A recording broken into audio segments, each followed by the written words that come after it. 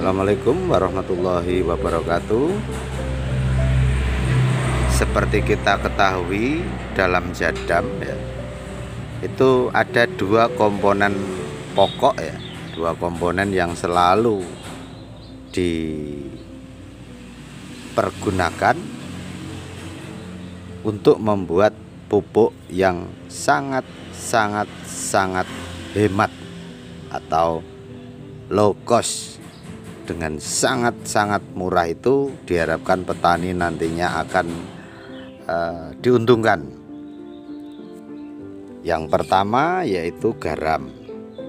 Tentu Anda sudah tahu ya, ini garam grosok atau garam alami tanpa tambahan apa-apa atau bisa diganti dengan air laut. Yang kedua adalah leaf mold. Leaf mold ini banyak sekali orang yang tidak mengetahui apa itu leaf mold. Nah, pada video kali ini saya ingin mengajak Anda untuk mengetahui apa sih leaf mold itu. Mari ikuti video saya kali ini.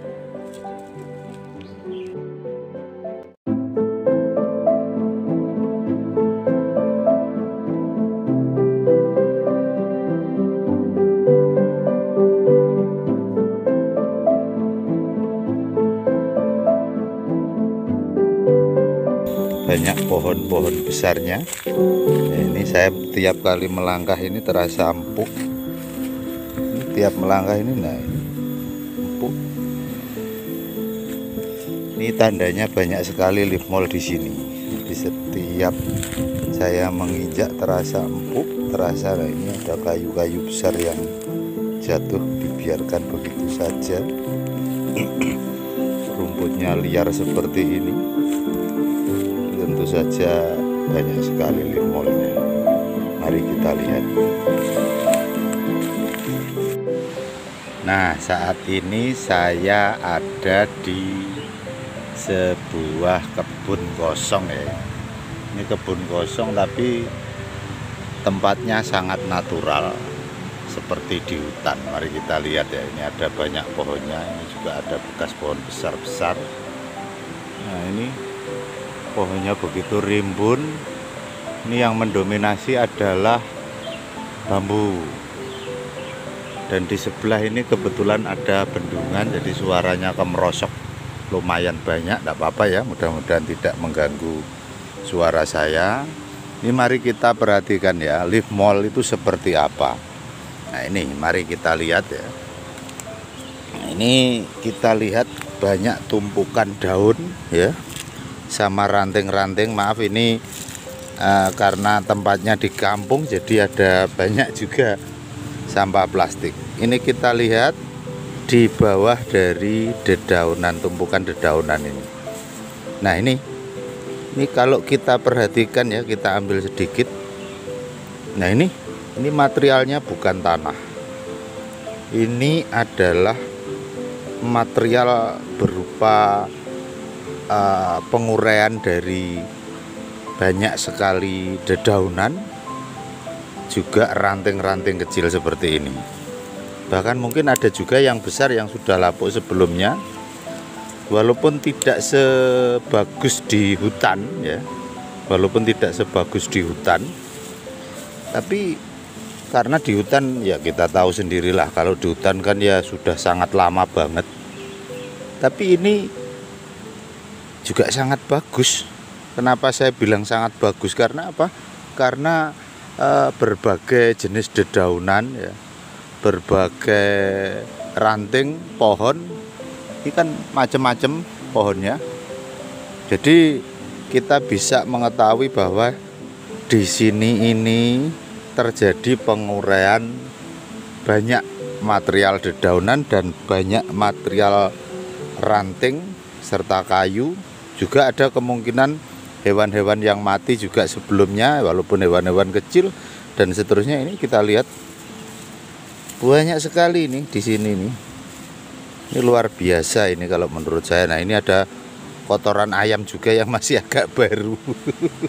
Jadi ini ayamnya juga sempat kesini banyak. Nah ini habis dicakarin sama ayam. Ini kita lihat ya. Habis dicakarin ayam ini, wah luar biasa ini. Ini lifmol yang sangat bagus. Oke, sekarang kita ambil. Ini cara kita mengambilnya begini. Jadi setelah kita bersihkan ya, yang material-material yang besar biasanya di bagian permukaan ya, bagian bawahnya kan kelihatan kalau nah ini daun-daun, ranting-ranting yang sudah terurai, nutrisinya belum diserap oleh akar-akar tanaman dan seterusnya. Nah inilah lifmolnya yang bagus. Nah ini kita mengambilnya, kita raba ya, kita raba begini. Nanti pada bagian yang sudah keras, nah ini sudah keras, ini artinya yang sudah keras sudah kurang bagus ya. Jadi kita mengambil yang masih lembek atau empuk, mudah diambil. Di samping mudah juga itulah lifmol yang paling bagus. Kenapa saya bilang begitu? Karena nutrisinya juga sangat banyak dan siap untuk diserap oleh akar. Sehingga inilah yang paling bagus.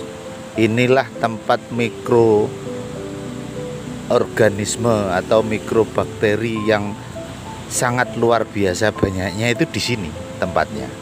Ini tempatnya, tempat berkumpulnya mikrobakteri, mikroorganisme yang mengurai dedaunan dan ranting-ranting kecil seperti ini.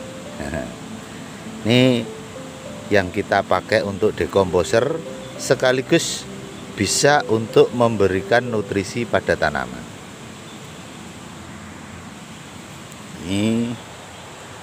Nah ini sudah lumayan, ini sudah separuh karung.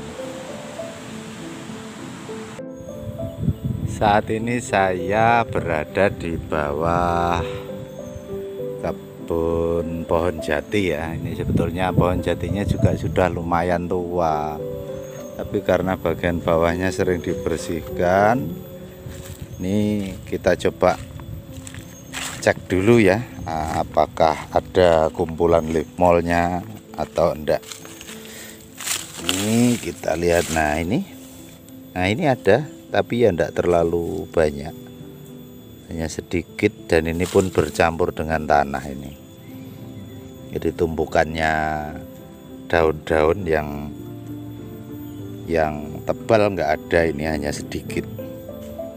Jadi ke depan apabila kita membuat lifmol ya jangan sampai dibersihkan seperti ini ya, tapi tidak apa-apa, ini bisa kita manfaatkan untuk menambah macam lifmol yang kita pakai. Artinya apa? Artinya kalau satu area yang sering ada campur tangan manusia, pastinya lifmolnya akan sangat sedikit atau sulit kita dapatkan. Tapi kalau alami, natural ya, tempatnya tidak ada fungisida sama sekali, yang fungisida atau insektisida, pestisida yang diberlakukan, dan juga tempatnya daun-daunnya tidak dibakar, tidak dibersihkan, otomatis akan sangat banyak lifmolnya. Nah ini saya untuk kedua kalinya datang ke tempat sini. Jadi ternyata memang tempat yang sangat alami, yang tidak ada campur tangan manusia terlalu banyak, maksudnya seperti pembersihan lahan atau pemberian insektisida maupun pestisida lainnya, itu yang menjamin keberadaan dari lifmol ya. Ini kita lihat sekali lagi, ini lifmolnya sangat bagus. Kita lihat lagi.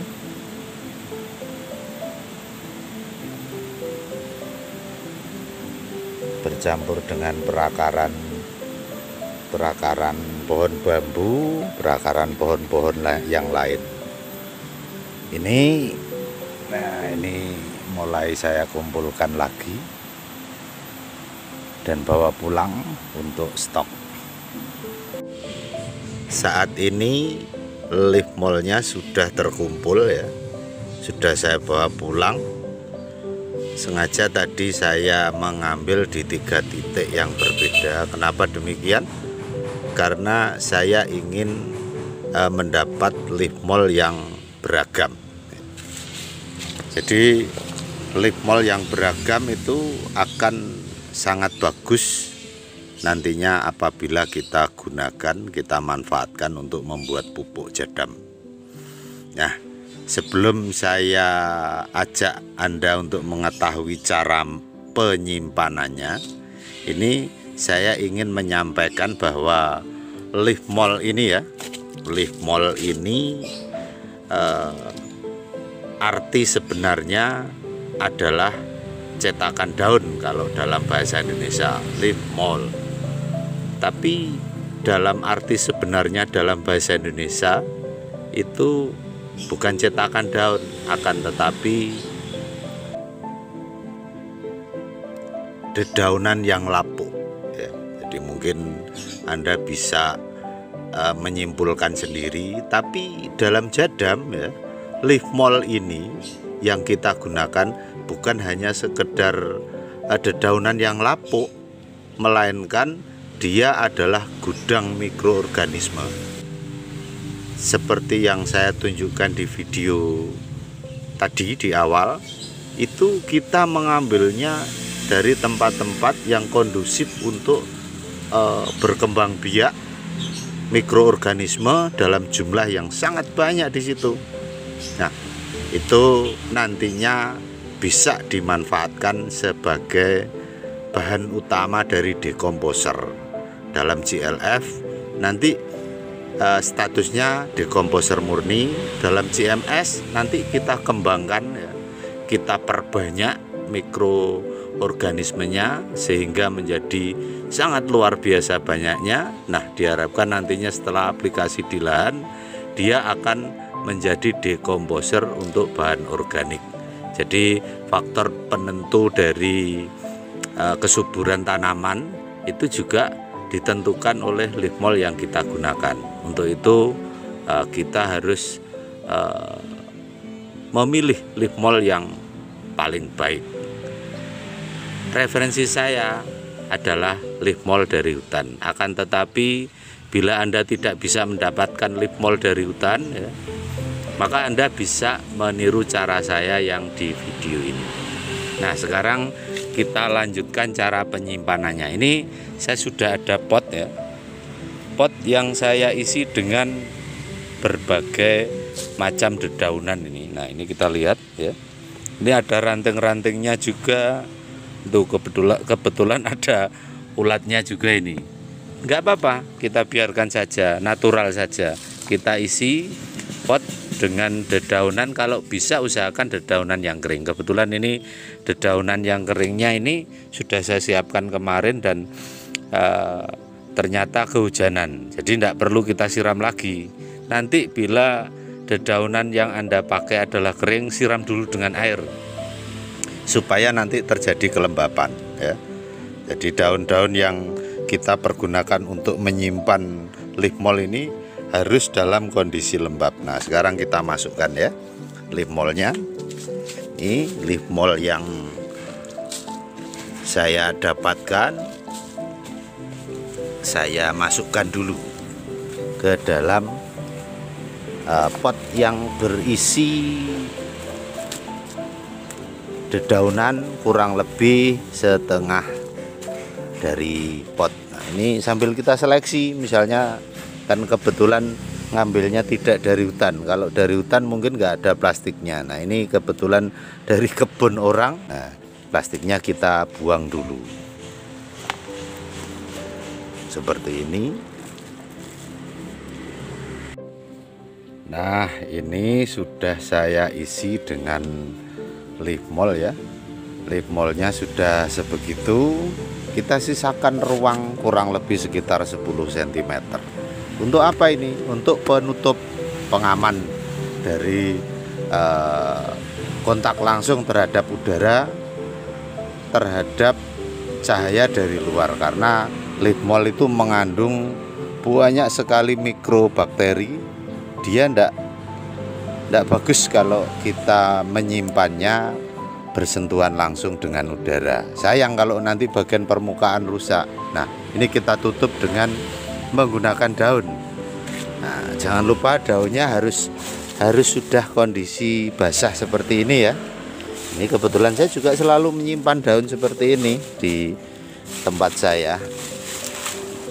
Karena nanti kalau sudah menjadi kompos, saya gunakan untuk sebagai media tanam. Nah, ini kita tutup ya. Tidak perlu kita tekan terlalu padat. Ini cukup kita tutup dengan daun sampai penuh. Supaya apa? Kebetulan hari ini saat ini adalah musim hujan. Jadi kalau nanti kena hujan ya airnya yang masuk tidak terlalu banyak lah. Jadi sedikit saja. Nah, bagaimana cara merawatnya? Ini kita rawat, caranya adalah menjaga kelembapan. Kebetulan ini